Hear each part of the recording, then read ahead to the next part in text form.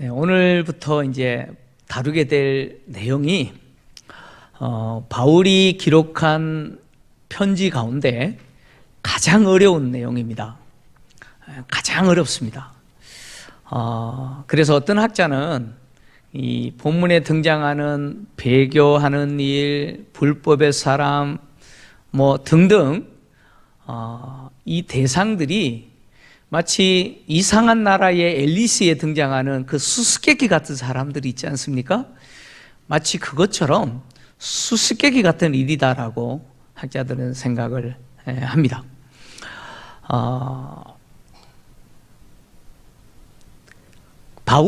베드로가 기록한 베드로후서 3장 16절 17절을 보면 베드로가 주님의 구원을 간절히 바라는 성도들을 향해서 이 구원과 관련해서 바울도 하나님 주신 그 지혜대로 기록을 했는데, 그 중에는 해석하기가 너무 어려운 것들이 있는데 믿음이 약한 사람들이 그것을 억지로 해석하다가 멸망당한다라고 기록을 해두었습니다.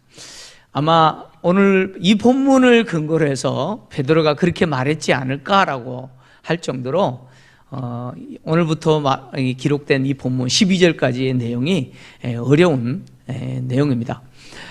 이 내용이 너무 어렵기 때문에 참 해석하기가 참 힘듭니다. 그래서 제가 이 내용이 무슨 내용인지 먼저 제가 또 이해를 하고 여러분들에게 잘 전달을 해야 되는데 제가 이해하려고 그러다가 머리에 쥐가 났습니다. 그만큼 해석하기가 어려운 내용인데, 근데 우리가 꼭 알아야 되는 것이 뭐냐면, 우리가 성경을 읽다 보면 성경이 더 이상 말하지 않는 것이 있습니다. 그러면 우리도 멈춰야 됩니다. 성경이 말하지 않는 것을 억지로 우리가 해석하려고 하다 보니까 2단도 나오고 심지어 3단도 나오죠. 그죠?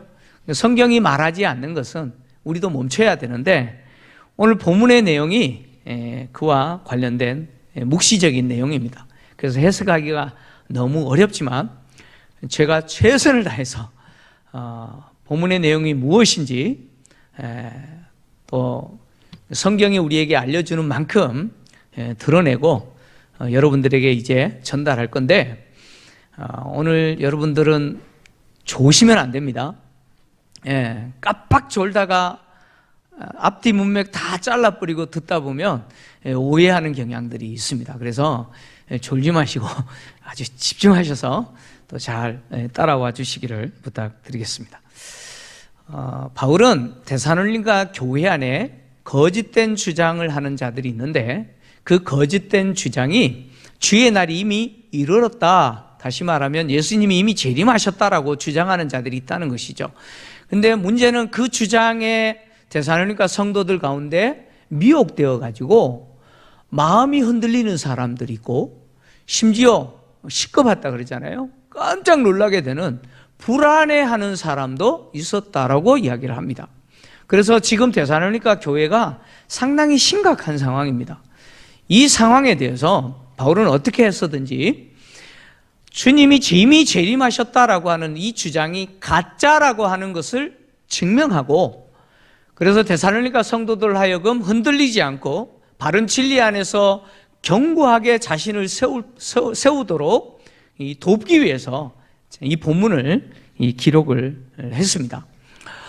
오늘 3절을 시작하면서 바울은 이렇게 시작했습니다. 누가 어떻게 하여도 너희가 미혹되지 말라. 누가 어떻게 하여도 너희가 미혹되지 말라. 이렇게 시작하는데, 이 말이 무슨 이야기냐면 2절에 주님이 이미 재림하셨습니다, 주의 날이 이미 이르렀습니다 라고 주장하는 자들이 어떤 근원에서 주장하느냐면, 영으로나 또는 말로나 또는 우리에게서 받았다라고 하는 편지로나 주의 날이 이르렀다라고, 이미 이르렀다고 그렇게 미혹한다는 것이죠. 그래서 누가 어떻게 하여도 라고 하는 이 말은 앞에서 바울이 기록했던 영으로나 말로나 우리에게서 받았다라고 하는 편지로나를 비롯하여 어떤 사람이 다른 어떤 근원을 근거로 해서 주의 날이 이미 이르렀다라고 주장할지라도 어떤 근원을 근거로 해서 주님의 날이 이미 이르렀습니다, 예수님이 이미 재림하셨습니다 라고 주장할지라도 속지 말라는 거예요. 속지 말라는 거예요. 특히 바울이 미혹되지 말라라고 말했는데, 이 미혹되지 말라라고 하는 말은 강한 명령입니다. 굉장히 강한 명령이에요. 바울은 2장을 시작하면서 명령하거나 권면하지 않고 호소했지 않습니까? 우리가 구하노니라고 했잖아요. 간구한다라고 하는 표현, 호소하는 표현으로 데살로니가 성도들이 미혹되지 않기를 위해서 이렇게 이 본론을 기록하고 있는데, 미혹되지 말라라고 하는 말을 할 때는 강한 명령의 말로 미혹되지 말라고 이렇게 기록을 했습니다. 왜 이렇게 강하게 명령했느냐? 실제로 데살로니가 성도들이 미혹되고 있기 때문에 그렇죠. 그래서 그 거짓된 주장에 대해서 미혹당하지 말고 그 거짓된 주장을 어떻게 하라고요? 물리쳐라 라고 이야기하는 거죠. 그래서 강하게 명령하고 있는 것이죠. 바울은 데살로니가 성도들이 미혹당하지 말고 그 거짓된 주장에 대해서 물리쳐야 됐는데, 물리쳐야 될 이유가 뭐냐? 주님이 재림하실 때 그 재림하시기 전에 반드시 두 가지 일이 일어날 것인데, 그 두 가지 일이 일어나지 않으면 주님의 재림도 일어나지 않는다. 바울은 이렇게 이야기합니다. 다시 말하면 주님의 재림이 있기 전에 반드시 두 가지 일이 있을 것인데, 이 두 가지 일이 일어나지 않았다? 이 말은 주님의 재림이 있지 않았다, 그런 이야기겠죠. 오늘 본문 3절인데 3절을 같이 좀 읽겠습니다. 같이 읽습니다. 시작. 누가 어떻게 하여도 너희가 미혹되지 말라. 먼저 배교하는 일이 있고 저 불법의 사람 곧 멸망의 아들이 나타나기 전에는 그날이 이르지 아니하리니. 그날이 무슨 날입니까? 주의 날, 주님의 재림하시는 날입니다. 근데 그날이 있지 않다는 거예요. 무슨 일이 있기 전에? 두 가지를 이야기했습니다. 배교하는 일이 있을 거다. 그러니까 예수님이 재림하시기 전에 반드시 일어날 두 가지 가운데 첫째는 뭐냐? 배교하는 일이 있을 거다. 그 다음에 두 번째 일어나는 일은 뭐냐? 불법의 사람이 나타날 거다. 곧 멸망의 아들이 나타나게 될 거다. 이 두 가지가 반드시 있을 거라는 거예요. 근데 이 두 가지가 있지 않으면 주님의 재림하셨다라고 하는 말이 가짜다, 그런 이야기죠. 바울은 먼저 일어날 일이 배교하는 일이라고 기록을 했습니다. 근데 본문에서 바울이 배교하는 일이 먼저 있을 거다라고 말하면서 그 배교하는 일이 구체적으로 어떤 일인지 기록하지 않았습니다. 배교하는 일이 어떤 일입니까? 본문에서 기록하지 않았어요. 바울이 왜 배교하는 일이 있을 거다라고 말하면서 그 일이 구체적으로 어떤 일인지 기록하지 않은 이유는 뭐냐면, 데살로니가 성도들은 이미 알고 있기 때문입니다. 오늘 본문 5절인데요. 5절 같이 읽겠습니다. 5절 시작. 내가 너희와 함께 있을 때에 이 일을 너희에게 말한 것을 기억하지 못하느냐. 이게 무슨 이야기냐면, 바울이 데살로니가를 방문하여서 복음을 전할 때부터 처음부터 주님이 다시 오시는 재림을 가르쳤습니다. 그 재림을, 강림을 가르칠 때 이 강림 전에 반드시 배교하는 일이 있고 이 불법의 사람, 멸망의 아들이 나타날 거라는 것을 가르쳤어요. 가르치면서 이 배교하는 일이 구체적으로 어떤 일인지 데살로니가 성도들에게 말을 했다는 거예요. 그래서 데살로니가 성도들은 배교하는 일이 구체적으로 어떤 일인지 이미 알고 있기 때문에 바울이 본문에서는 굳이 그 일이 어떤 일인지 기록하지 않았다는 것이죠. 문제는 데살로니가 성도들은 바울을 통해서 배교하는 일이 구체적으로 어떤 일인지 들었기 때문에 알아요. 그런데 우리는 모른다는 것이 문제죠. 우리는 바울이 기록하지 않았기 때문에 그냥 바울이 좀 속 시원하게 그냥 반복해서 기록하더라도 이게 무슨 일인지 기록해뒀으면 우리가 속이 시원할 건데 기록하지 않았다는 거예요. 그래서 데살로니가 성도들은 아는데 우리는 모른다는 것이죠. 몰라요, 우리는.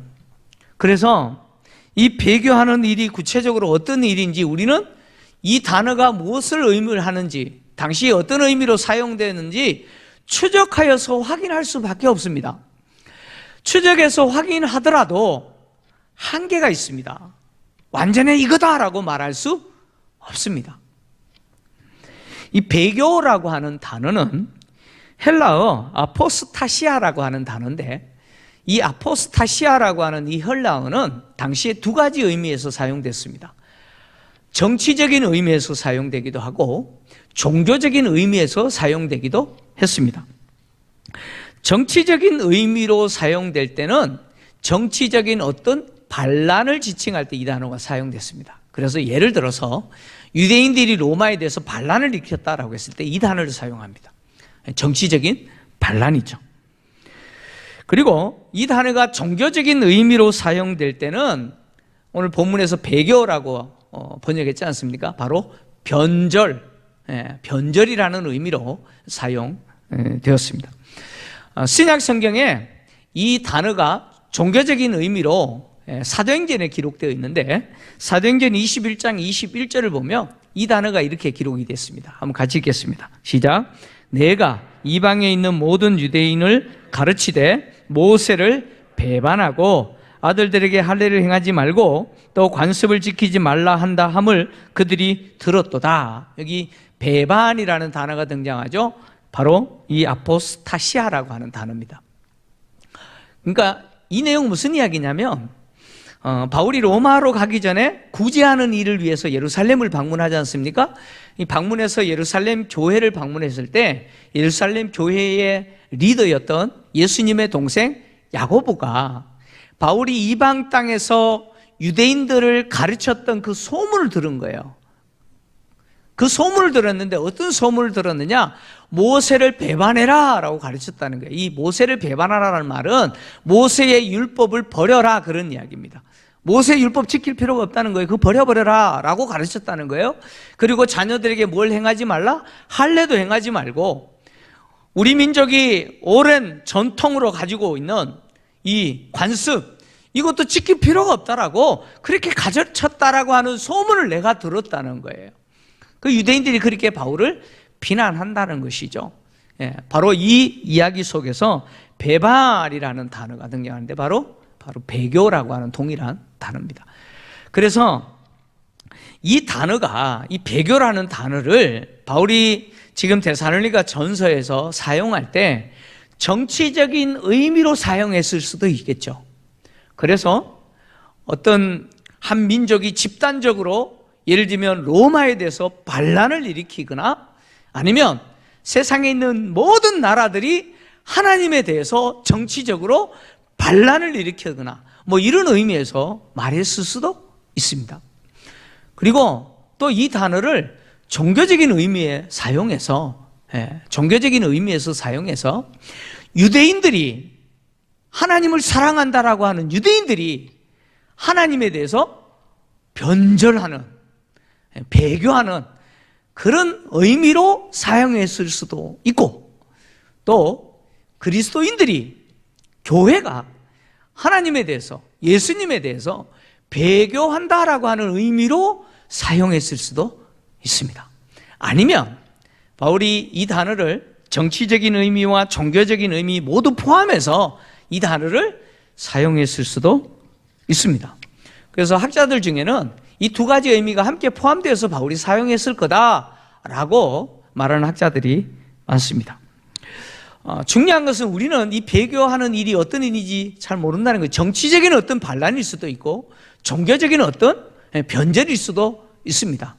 그리고 또 이런 질문이 생기는데, 그러면 누가 배교하느냐? 배교의 대상은 누구냐? 이거 바울이 좀 기록해뒀으면 우리가 좀 알 건데 그것도 기록하지 않았어요. 누가 배교하느냐? 그래서 학자들은 유대인일 것이다 라고 말하는 사람도 있고 그리스도인일 것이다 라고 말하는 사람도 있고, 또 어떤 학자는 아니다, 세상 사람들이다, 불신자들이다, 이렇게 말하는 학자도 있습니다. 뭐 세 가지 중에 어느 한 가지일 수도 있고, 중요한 것은 이게 정치적인 의미에서 사용됐다면 세상 사람일 수도 있죠, 그죠? 그래서 세상 사람들이 하나님에 대해서 반란을 일으키고 또는 어떤 유대인을 비롯하여 어떤 민족이 로마에 대해서 반란을 일으키는 어떤 그런 사건을 바울이 이야기했을 수도 있겠죠. 그리고 종교적인 의미로 바울이 이야기했을 때는 교회가, 배교의 주체가 교회가 될 수도 있잖아요. 교회가 그리스도에 대해서 배교하는 그런 일이 있을 거다라고 말했을 수도 있습니다. 만약에 그렇게 말했다면 갑자기 불안해지기 시작하죠. 그죠? 교회가 예수님에 대해서 배교하는 일이 있을 거다.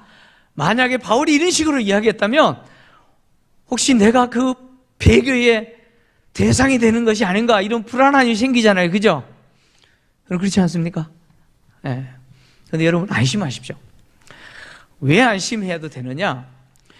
하나님이 나를 선택하시고, 그리고 하나님이 성령을 내게 주셔서 거듭나게 하시고, 나를 구원하셔서 내가 예수를 믿고 영생을 얻은 진짜 그리스도인이라면 절대 변절하지 않습니다. 다시 말씀드립니다. 내가 진짜 그리스도인이라면 절대로 예수님 변절하지 않습니다. 믿으십니까? 근데 누가 변절하느냐? 모양만 성도인 사람들이 변절할 가능성이 많습니다. 모양만 성도라는 말은 무슨 뜻이냐면 자신의 인생을 예수님이 말씀하신 그 믿음의 길을 따르는데 헌신하지 않습니다. 헌신하지 않아요. 자신의 인생을 주님께 드리지 않아요. 그냥 교회만 다니는 거예요. 근데 이런 사람들은 이제 뒤에서 이야기하게 될 불법의 사람이 등장하고, 그 불법의 사람이 능력을 행하고 기적을 행하면 그를 따라가 버려요. 그 사람들이 행하는 그 미혹에 대해서 견디지 못하고 넘어가 버리는 거예요. 그래서 누구에 대해서 변절합니까? 그리스도에 대해서 변절하게 된다는 거예요. 여러분, 내가 모양만 그리스도인인지 내가 진짜 그리스도인인지 누가 압니까? 누가 압니까? 하나님이 알고, 그 다음에 누가 알아요? 내가 알죠? 내가 압니다. 참 성도는 변절하지 않습니다. 염려하지 마십시오. 바울이 이 배교라고 하는 일이 어떤 일인지 말하지 않고, 배교의 주체나 그 대상이 누군지 말하지 않았기 때문에 잘 모르지만, 그러나 분명한 것은 뭐냐면 이 일이 일어나지 않았다는 것이에요. 이 일이 일어나지 않았다라고 하는 것은 주님이 재림하셨습니다 라고 하는 이 주장이 가짜라는 것이죠. 바울은 이렇게 이 주장이 가짜라고 하는 사실을 이렇게 증명합니다. 그 다음에 두 번째, 반드시 주님이 재림하시기 전에 일어나야 될 일이 뭐냐? 불법의 사람이 나타난다는 거예요. 바울은 배교하는 일과 마찬가지로 이 불법의 사람이 누군지 기록하지 않았어요. 근데 데살로니가 성도들은 알고 있죠. 이미 바울이 말했기 때문에 그가 어떤 사람인지 바울은 데살로니가 성도들에게 이미 말했어요. 그래서 데살로니가 성도들은 알고 있기 때문에 그가 누군지 구체적으로 오늘 본문에서 다시 기록하지 않은 것이죠. 그러나 우리는 모른다는 게 문제죠. 우리는 모르잖아요. 그래서 이 불법의 사람이 누군지, 이 멸망의 아들이 누군지 또 추적해서 우리는 확인해야 됩니다. 확인하지만 이 역시 한계가 있어요. 한계가 있어요. 이 사람이다라고 말할 수 없다라고 하는 한계가 있습니다. 이 불법의 사람이라고 하는 이 사람의 특징을 보면, 이제 바울이 뒤에서 이야기를 하고 있는데, 이 사람의 특징을 보면 이 사람은 하나님을 변절하는, 그리스도에 대해서 반역하는 일에 있어서 절정에 있는 사람이죠. 꼭대기에 있는 사람이에요. 그래서 배교의 지도자 역할을 하는 사람이에요. 그래서 어떤 학자는 이 불법의 사람, 이 배교의 지도자 역할을 하는 이 사람에 대해서 사탄의 초인이다 이렇게 표현했어요. 사탄의 초인이다. 이 사탄의 초인이라는 표현은 무슨 뜻이냐면 그는 사탄이 아니라는 거예요. 사탄이 아니고 사람이에요. 사람인데 일반 사람들보다 더 뛰어난 능력을 가지고 있으면서 사탄의 앞잡이 노릇하는 사람이다. 그래서 사탄의 초인이다. 어떤 학자는 이렇게 이야기합니다. 바울이 불법의 사람이라고 표현한 이 사람, 멸망의 아들이라고 하는 이 사람에 대해서 요한, 바로 사도 요한이죠. 예수님의 제자 사도 요한은 요한 1서 2장 18절에 적그리스도라고 이야기했습니다. 요한 1서 2장 18절을 같이 좀 읽겠습니다. 시작.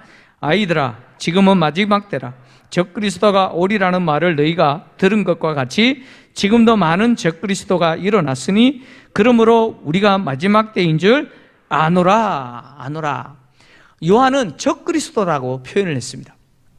바울이 불법의 사람, 멸망의 아들이라고 표현했는데 이 표현은 문법적으로 보면 단수 남성형입니다. 그러니까 바울이 말하는 이 불법의 사람은 사람이고, 그리고 그는 남자라는 것이죠. 한 사람이고 남자라는 것이죠. 그리고 이 사람이 하게 될 역할이 뭐냐? 바울은 그는 하나님을 대적하는 자라고 이야기합니다. 하나님을 대적할 뿐만 아니라 사람들이 신이라고 숭배하는 것들이 있죠. 우상이죠. 존재하지 않는 신이라고 여기면서 숭배하는 그 우상들을 대적해서 그들 위에 자기를 높이고, 심지어 하나님의 성전에 앉아서 자기를 하나님이다라고 내세운다고 이야기했습니다. 그러니까 이 불법의 사람이 얼마나 오만하고 뻔뻔한 자인지, 그는 사람들이 신이라고 숭배하는 그 존재뿐만 아니라 하나님까지도 자기의 경쟁 상대로 여기고 용납하지 아니하고 그 위에 자기를 높이고, 심지어 하나님의 성전에 앉아가지고 내가 누구라고 이야기합니까? 내가 하나님이다 라고 자기를 내세운다는 거예요. 주장한다는 거예요. 바울은 이 불법의 사람이 원하는 그 목적이 뭐냐? 이 불법의 사람이 원하는 목적은 단지 사람이 신이라고 숭배하는 그 수많은 우상들보다 높이 여김을 받는 게 아니라는 거예요. 이 불법의 사람, 멸망의 아들이 하는 역할, 그가 원하는 목적은 뭐냐? 하나님이 되는 거예요. 자기가 하나님이라고 주장하는 거예요. 그래서 하나님의 성전에 앉아서 자기가 하나님이라고 주장할 건데, 이 불법의 사람이 하나님이라고 자기를 내세우고 앉아있는 그곳이 성전이라고 그랬는데, 이 성전이 어딜까? 두 가지 중에 한 가지입니다. 예루살렘 성전일 수도 있고 교회일 수도 있습니다. 예루살렘 성전일 수도 있고 바울이 교회를 이렇게 표현했을 수도 있습니다. 근데 중요한 것은 뭐냐면, 바울이 성전이라고 표현한 이 단어가 성전 전체를 의미하는 히에론이라는 단어가 아니고, 히에론이라는 단어는 성전 전체를 의미하는 성전이라는 단어입니다. 근데 그 단어를 쓰지 않고 바울이 나우스라고 하는 단어를 사용했습니다. 그러니까 바울이 지금 성전이라고 표현한 이 단어는 나우스라는 단어인데, 이 단어는 무엇을 의미하냐면 성전 중에서도 하나님을 위해서 준비된 거룩한 안뜰, 그 안뜰을 말할 때 나우스라는 단어를 사용합니다. 그러니까 이 불법의 사람, 이 멸망의 아들이 어디에 앉아 있어요? 하나님을 위해서 준비된 그 거룩한 안뜰에 앉아가지고 자기가 하나님이라고 주장한다는 거예요. 바울이 말하고 있는 이 불법의 사람이 보여주고 있는 이 모습은 다니엘서에 기록되어 있는 그 예언에 등장하는 사람과 매우 유사합니다. 다니엘서 8장 11절 12절을 보면 이런 예언이 있습니다. 같이 읽겠습니다. 시작. 또 스스로 높아져서 군대의 주제를 대적하며 그에게 매일 드리는 제사를 없애버렸고 그의 성소를 헐었으며 그의 악으로 말미암아 백성이 매일 드리는 제사가 넘긴 바 되었고 그것이 또 진리를 땅에 던지며 자의로 행하여 형통하였더라. 아멘. 다니엘서 11장 31절 또 이런 기록이 있습니다. 같이 읽겠습니다. 시작.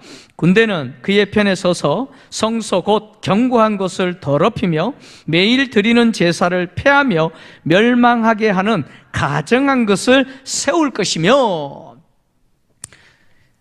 다니엘이 예언한 내용인데, 이 내용은 다니엘서 8장에 등장하는 군대의 주제 대신 바로 하나님이시죠. 하나님을 대적하고 하나님께 드리는 제사를 더럽히고 하나님의 거룩한 전을 더럽히는 이 대상이 누구냐? 헬라의 왕이라고 기록하고 있습니다. 다니엘서 8장을 여러분 가서 나중에 읽어보시면 헬라의 왕이 그렇게 할 거라고 분명히 기록하고 있습니다. 그리고 다니엘서 11장에 기록되어 있는 바로 하나님을 대적하고 모독하고 하나님의 거룩한 성전을 더럽히면서 가증한 것을 세울 이 사람은 누구냐? 북방의 왕이라고 기록하고 있습니다. 이 다니엘서에 예언되어 있는 이 하나님을 대적하고 모독하고 하나님의 거룩한 전을 더럽히고 가증한 것을 세우게 될 이가 누구냐? 헬라의 왕입니다. 실제로 이 예언이 그대로 성취가 됩니다. 그대로 성취가 되어서 헬라 시대에 헬라의 왕이었던 안티오쿠스 4세 에피파네스가 마카비 시대에 예루살렘을 정복하고 하나님의 거룩한 성전을 더럽히는데, 어떻게 더럽히느냐? 그 성전 안에 제우스 제단을 세워요. 제우스 제단을 세우고, 그리고 가증하게 여기는 돼지로 제사를 드려요. 그래서 하나님을 대적하고 하나님을 모독하고 그리고 성전을 더럽히는 일이 실제로 성취가 됩니다. 바울이 지금 말하고 있는 이 불법의 사람의 행하는 이 일이 다니엘이 예언한 이 예언과 비슷하죠. 유사합니다. 그래서 바울이 이 다니엘의 예언에 근거해서 지금 이렇게 말할 수도 있습니다. 어쨌든 바울이 이 불법의 사람, 멸망의 아들이라고 단수로 남성형으로 표현하여서 마치 한 사람이고 남자인 것처럼 이야기하지만, 그러나 본문에서 바울이 그 사람이 누군지 구체적으로 기록하지 않는 것은 단지 한 사람만이 아님을 표현할 수도 있습니다. 왜 그러냐면 다니엘이 예언했던 이 예언이 바로 헬라 왕 안티오쿠스 4세 에피파네스를 통해서 비록 성취되었지만 그만 성전을 더럽힌 게 아니었기 때문입니다. 시대가 계속해서 지남에 따라서 통치자들이 예루살렘 성전을 더럽히는 일들이 계속해서 일어났습니다. 실제로 BC 63년 로마의 유명한 장군 폼페이우스 장군이 있습니다. 그는 가이사르 율리아스와 세력을 다투었던, 경쟁했던 사람이죠. 이 폼페이우스 장군이 예루살렘을 함락하고 그가 어떻게 하느냐? 하나님의 거룩한 성전에 들어가요. 제사장 외에는 들어가지 못하는 그곳을 들어갑니다. 성전에만 들어가는 것이 아니라 어디까지 들어가느냐? 지성소까지 들어가요. 여러분, 지성소는 무엇이 있는 곳입니까? 하나님의 언약궤가 있는 곳이죠. 그곳은 너무 거룩한 곳이기 때문에 제사장도 1년에 한 번 속죄일에 들어가야 됩니다. 그것도 피를 가지고만 들어가야 되죠. 제사장도 함부로 들어가지 못하는 그 지성소를 들어가요, 폼페이우스가. 그래서 그 지성소에 들어가서 그가 하나님 있으면 나와보라는 거예요. 하나님 있으면 나와보라는 거예요. 하나님 없다라고 선포합니다. 그렇게 하나님을 대적하고 성전을 더럽혀요. 이 폼페이우스 장군뿐만 아닙니다. AD 40년에는 로마의 황제 가운데 칼리굴라라고 하는 황제가 있습니다. 아마 성도님들 아시는 분들께요. 역사 배우면, 세계사를 배우면 다 등장하는 황제인데, 칼리굴라 황제가 자기가 신이라고 선언하고 그가 어떻게 하느냐? 자기의 신상을, 자기 신상이에요. 자기가 신이니까. 예. 자신의 조각상을 어디 세우냐? 성전에 세우려고 시도합니다. 유대인들이 벌떼같이 일어나죠? 그러나 자기의 그 조각상을 성전에 세우려고, 자기가 신이니까. 하나님 없다는 거예요. 자기가 신이라는 거예요. 자기가 하나님이라는 거예요. 그래서 자기의 조각상을 세우려고 시도합니다. 그렇게 시도하는 그 과정 속에서 어떤 일이 벌어지냐? 이 칼리굴라가 암살당해 버려요. 암살당해서 죽어버립니다. 그래서 이 시도가 실패하게 됩니다.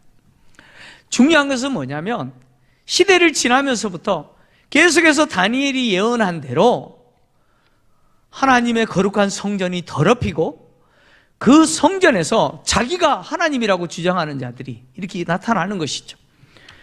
심지어 예수님도 이 다니엘이 예언한 이 일이 바로 헬라 왕이었던 안티오쿠스 4세 에피파네스만 통해서만 성취된 게 아니라 종말에도 이런 일이 일어날 거라고 이야기합니다. 마태복음 24장 15절에 예수님이 이렇게 말씀하셨습니다.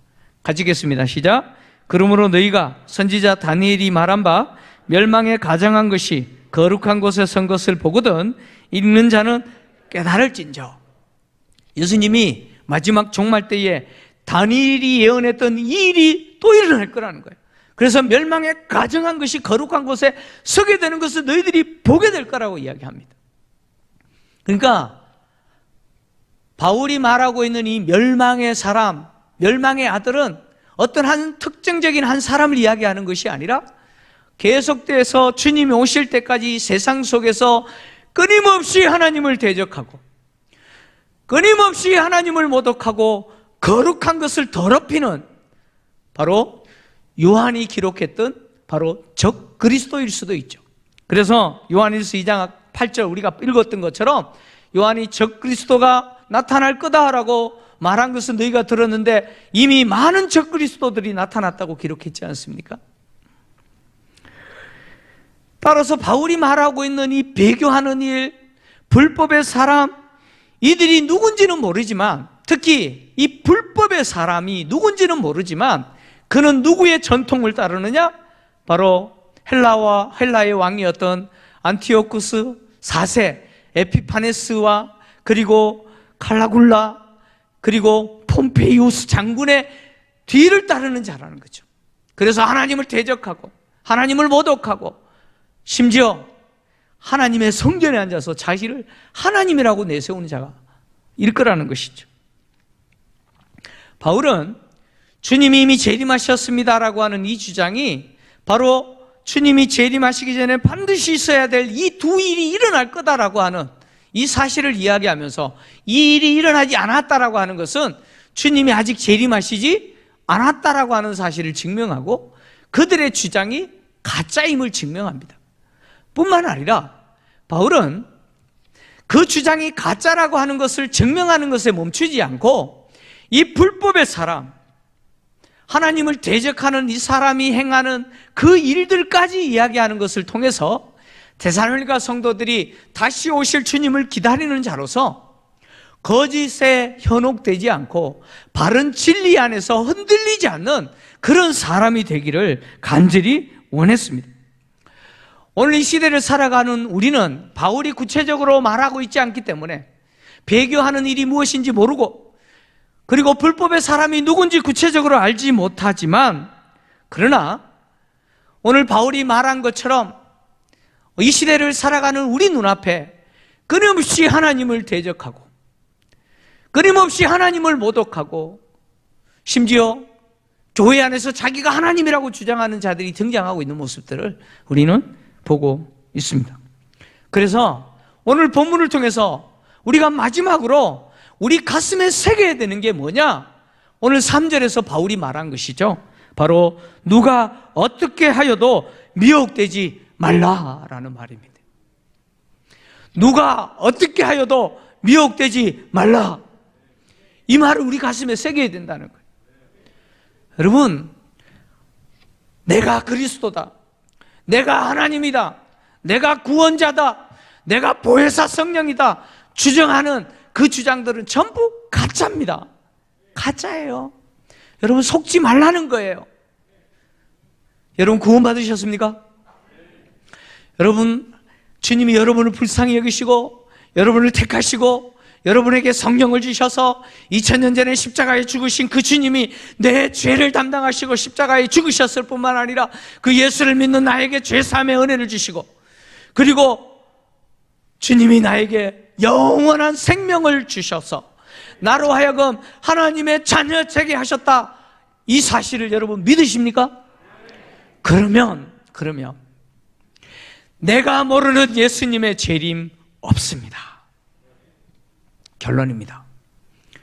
구원받은 내가 모르는 예수님의 재림 없습니다. 속지 마십시오. 내가 하나님이다. 내가 어머니 하나님이다. 내가 보혜사 성령이다. 내가 구원자다. 다 가짜들입니다. 여러분 속지 마십시오. 하나님이 우리에게 주신 이 구원의 은혜, 이 구원의 은혜는 바른 진리 안에서 우리에게 주신 은혜입니다. 이 바른 구원의 진리를 여러분 견고하게 붙드시기 바랍니다. 그래서 누가 무슨 말로 우리를 미혹한다 할지라도 여러분 속지 마십시오. 바른 진리 안에 여러분의 인생과 여러분의 신앙의 삶을 세우시기를 주의 이름으로 축원합니다.